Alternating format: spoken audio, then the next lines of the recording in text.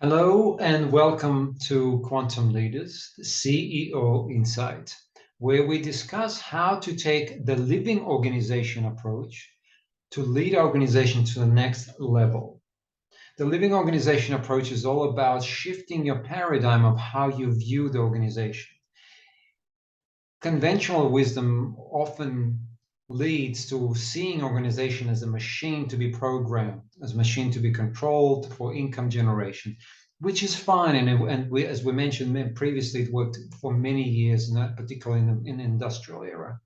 But today we need to view organizations as living beings, as living systems to be developed, to be nurtured to the next level of their evolution.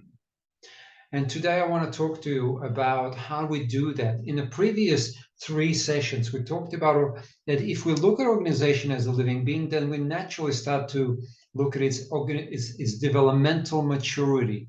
And we looked at there are four quadrants of developmental maturity. One is developing people, the other one is developing leaders, and then developing the business model so it's relevant to the market, and then process and systems, developing the maturity of the process and systems to support the people and leaders to do their job. We also talked, if you can remember, that we need to develop them all at the same time, and they need to be roughly at the same level. If you have very mature leaders who are, evolved in terms of their leadership, they have flexible leadership style. They're not command control leaders like in a machine paradigm. Then I will be very frustrated with people who are at the lower level of maturity, who are basically kids or teenagers, not willing to take responsibility. You might relate to that if you're in that position right now. At the same time, if you're one of those employees and you have very mature leaders, then you feel being bossed around by a directive leader who doesn't have capacity to support and coach you. They're always kind of driving you with numbers and treat you like a mechanical entity. Once again, you will leave or you find another job. I mean, you'll find another job or you'll leave that department. So it doesn't work. If the people are reasonably mature and the leaders are mature and the systems are not, then what happens is people are frustrated with the bureaucracy, with IT systems, who they can't get anything done. There's way too many levels of obstacles to get the process moving. And once again, if the business model is not relevant and it's not up to the par with where we are in today's volatile environment, whether it's, maybe it's not digital, or it may be the way you're charging is in big lump sums rather than, and you want to move to a cloud-based service where it supports the cash flow in the organization. So if the business model is actually not conducive to financial success for the company, all of that, even if you have mature and if you have mature people, it's still a struggle for organizations. So we need to look at all of those factors, and they all need to come together for you to move to the whole level of professionalism in your company. And I want to talk about that specifically today. A lot of the companies I work for are moving from, if you like, one level of their life cycle where they are maybe, they've been a private company and they've done well up to now, but they have to move to a whole new level of professionalism. Maybe you have 100 people and you want to move to 500 or 400 in terms of people, and so that scales your bureaucracy, and you need to find ways that minimize the hierarchy, maximize the collaborative effort. So maybe you don't need so many managers, and you want to increase the collaboration within the people, so to produce the same level of result, but with much less cost, right? So that could be one scenario. Another level, you could be a service organization or project-based organization, and you now need to create some products, so you start getting some cash flow, so you don't keep repeating everything. You want to systematize your offerings so that you can leverage what you've done before. That's another level of, if you like, of evolution for a company. That takes a whole new level of professionalism from people, systems, leaders, and all of those quadrants, right? So in any case, either way, right?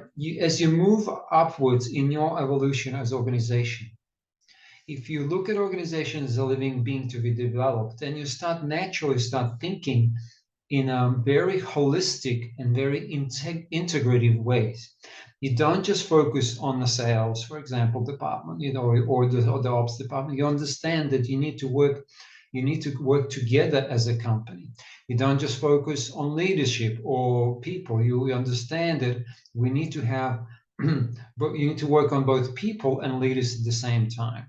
Now, how do we do that? Okay, so here is the question: how do we do that while we're running a company, right? And we need cash flow, and we can't disrupt the cash flow.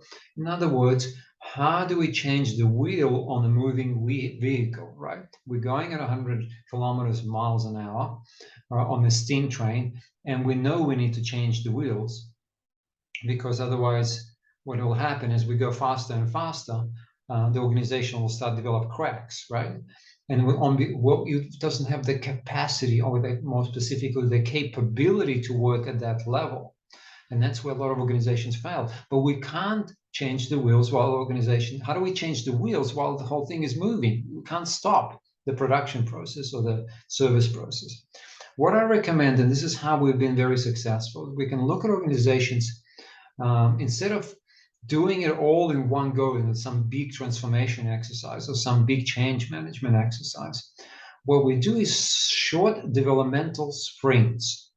So it's an agile approach, and this is what we found very successful. So we pick a 90-day sprint on a specific business issue that is currently on the highest agenda for you, highest priority.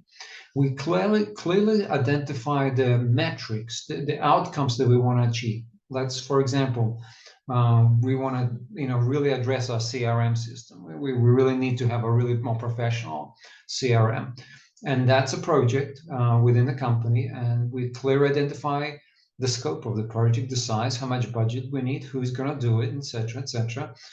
And then we coach the people who are involved. We assemble a team, and it could be a multifunctional team. It doesn't have to be just IT. It could be sales, IT, and even operational people and marketing people involved. This team is now responsible for leading the organization on the CRM project or ERP or whatever. It doesn't have to be a system. It could be a sales improvement. Now, what we do is then we assign a coach to that team. We don't just let them go on their own, because the living organization believes that we coach people through the problem. Here is how it works. People only learn and truly develop, not on a retreat center, but actually in the process of trying to achieve a result. In this case, we created a sprint that is purposely focused on achieving a result of, let's say, improving our CRM system. We use the sprint to help them identify how, not just at the functional level, what they need to design to improve the system, but also how they're going to relate together with each other, and also understand why they're doing what they're doing. So we work both on the what level, what they're doing, on how they're going to be doing, how they're going to be relating, and also what we call the context level, why they're doing the meaning making, right? So they understand how the CRM system, why the CRM system improvement is important to the whole organization moving forward in its level of professionalism and its maturity. You see, what that does is puts it in context for people and engages people at much deeper level. We also understand why each person in that team is what they're responsible for and why they're important to this particular project. That gives them, once again, a very deep understanding of how they belong, why they're belonging to this group, and what they can bring to this group. We reverse the process from, rather than looking at it as a machine and we evaluate the machine on its performance. What we do is we look at it as a living being, and living beings hate being evaluated and with performance reviews. Rather than that, we ask them what they want to contribute. What is it that they want to contribute to this project? They know very clear what the objectives are, is to improve the CRM or whatever that project. How do they want to contribute to this project? In fact, it's, we often have conversations with every person in a particular executive team and management team to understand how they want to contribute to our corporate objectives. And they literally write down a 2-page or 3-page document. And that requires that a person, a manager, shifts from evaluating like a boss, to coaching them and supporting them to find out how do they want to contribute to the project. And then we write down a simple set of statements. What is my objective? What are my skill level? How can I contribute? What specific tasks do I want to contribute? What are the goals do I want to set for myself? Right? Not the organization, setting for myself. What do I want to achieve? And what's missing? Maybe what capabilities or skills am I missing to be able to fulfill this job? So then your job as a manager then to support them, maybe get them training in this case. Maybe it's not a matter of training, it's getting them specific resources or financial resources. Maybe it is interconnecting certain departments so they collaborate better. So whatever it is that's missing for them or whatever it is they require, then you as a coach, not as a manager, but as a coach, then you go and help them, right? So the team can play the game. We do this weekly. At the end of 90 days, right? We have a review, a retrospect, and we see where we failed, where we succeeded, and how we could improve this process. That's the most important thing. We don't judge the failures. What we're saying is, well, we've done really well here, but we were short on here. What can we do to make sure the feedback loop goes back and it creates a learning organization so that we can improve on the next sprint, right? We report all this up to the management. It's all transparent. Everything is, all information is being reported, and we move on to the next sprint.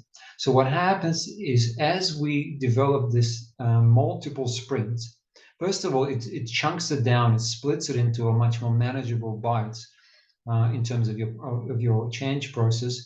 And secondly, we learn from each sprint, and we have the time to improve and reflect. So the next time we do this, we can do it much better, right? We can improve the performance. So literally what happens is we have a developmental organization, right, that uses the business challenges as a way to build capacity, to build the capability to move up to the next level of professionalism.